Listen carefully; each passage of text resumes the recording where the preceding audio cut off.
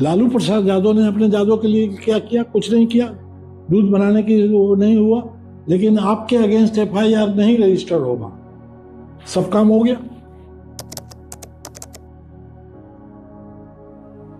आप chief minister हैं, आप जादव हैं, आप मेरे पास आए हैं, हम क्या कर सकते हैं?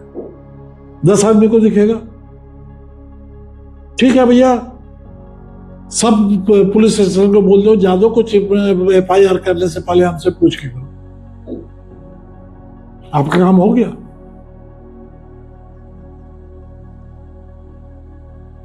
आपका काम हुआ कि नहीं?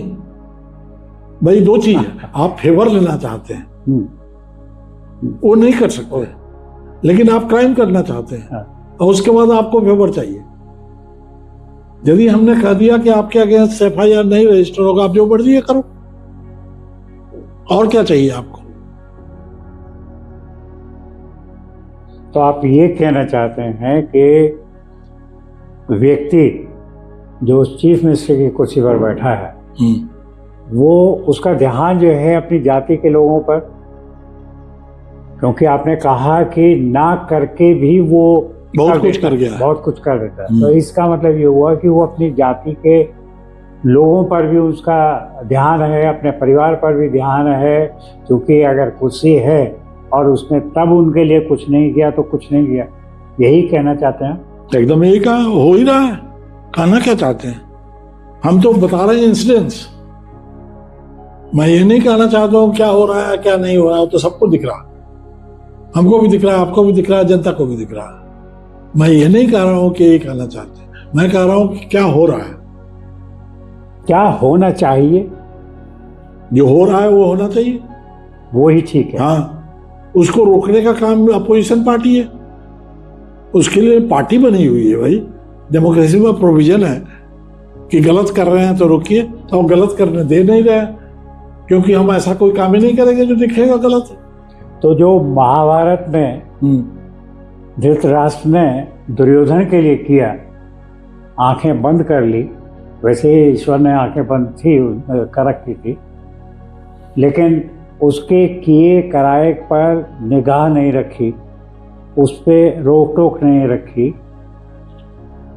पुत्र मोह रहा, वही जो आज तक चल रहा है। चाहे चीफ मिनिस्टर जो है अपने समाज को, अपनी जाति के लोगों को अपना पुत्र माने या अपने परिवार के लोगों को अपना पुत्र माने, उसके प्यार में जो है वो उनको आगे बढ़ाए, वो सब उचित है, ये दूर नहीं हो सकता।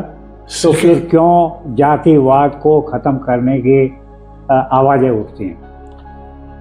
श्रीकांत जी, आपने जो सवाल पूछा है उस सवाल में आपने एक चीज नहीं जोड़ा।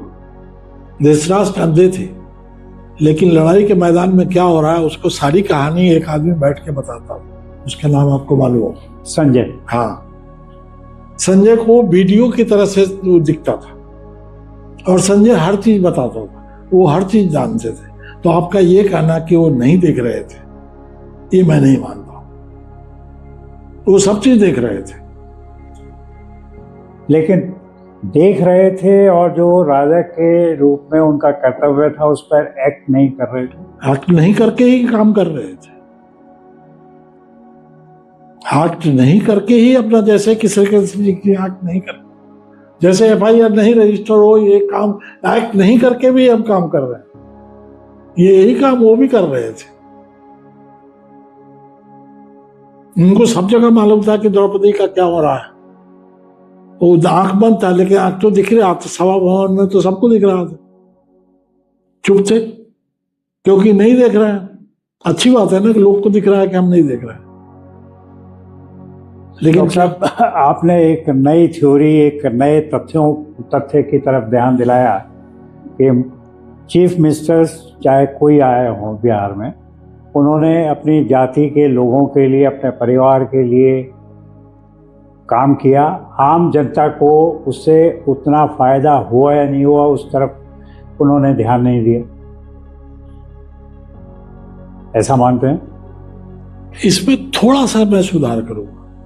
उन्होंने अपने जात को फायदा करने के लिए एक पॉलिसी बनाई जिसमें ये नहीं लिखा हुआ था कि मेरे जात का ही होना चाहिए। उस पॉलिसी के अंदर बहुत लोगों को फायदा हुआ। मेरी बात, काम ऐसे किया कि उनके जाति के, उनके अपने लोगों के लिए फायदा हो, लेकिन उसमें नाम नहीं दिया कि मेरी जाति के लोगों के लिए ये पॉलिसी बनाई गई है। उदाहरण दे देते हैं, बैकवर्ड रिजर्वेशन मंडल जी ने करवाया, बीपी मंडल के कमीशन से, मंडल कमीशन का मंडल कमीशन जो मंडल का मंडल हुआ। हाँ, 27% रिजर्वेशन हो गया। किसको मिला?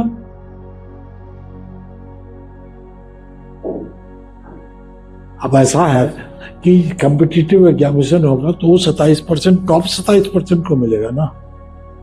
टॉप वाला नंबर तो आना चाहिए उस 27% में। उस 27% में भी टॉप का आना चाहिए। हाँ, तभी मिलेगा। तो 2 ही को मिला, जादव को और कुर्मी को, क्योंकि आउट ऑफ बैकवर्ड यही 2 कास्ट थे जिसके पढ़े लिखे लोग थे। बाकी किसी कास्ट में लोग पढ़े लिखे नहीं थे, चाहे यूपी हो चाहे बिहार हो। तो सवाल उठता है कि उनको पता था और इसका फायदा उठाया लोगों ने, बाकी को कुछ नहीं हुआ। सारा फायदा 27% यादव में को गया या कुर्मी को गया, क्योंकि पढ़े लिखे तो यही थे और कंपटीशन में यही आ सकते थे। वो तो बाद में नीतीश कुमार जी ने अपने, चूंकि उनकी कास्ट की कम्युनिटी के वैल्यू कम थी, यादव 14% था, ये 2% थे, तो उन्होंने बाकी को बेनिफिट देने के लिए पिछड़ा के अंदर नया रिजर्वेशन बनाया, अति पिछड़ा। अति पिछड़ा रिजर्वेशन बनने से बाकी लोगों के कम्युनिटी को कोई फायदा हो रहेगा। ये बिहार में तो बहुत बाद में हुआ। कामराज के पीरियड में चेन्नई में तो ये 30 साल पहले हो गया था।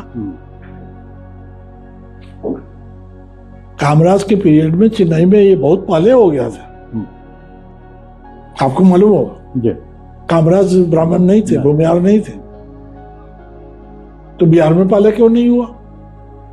मतलब रिजर्वेशन जो 27% आया वो 10 साल चला, 15 साल चला। 15 साल तो यादव जी का ही था। 15 साल राज चला, उसके बाद 5 साल और चला, उसके बाद चेंज हुआ है। तो फायदा में फायदा,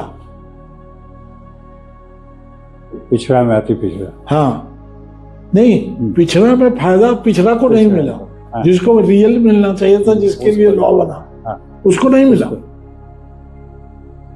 जिसको नहीं मिलना चाहिए था उसको मिला। वो तो बाद में लॉ बना कि क्रीमी लेयर को हटा दिया जाए। ये लॉ तो बाद में बना ना, कितने साल के बाद बना?